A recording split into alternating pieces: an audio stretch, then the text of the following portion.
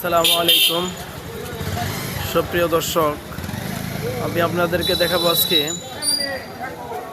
ময়মনসিংহ জেলার মুক্তাগাছা থানার মুক্তাগাছা উপজেলার দৃষ্টিনন্দন বড় মসজিদ। আমি এখন বড় মসজিদের সামনে আছি।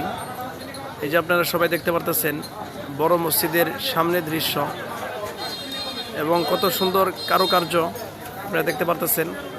এই যে আপনাদেরকে এখন আমি মূল ফটক যেটা আছে, মূল গেট যেটা আছে সেটা আমি আপনাদেরকে দেখাবো।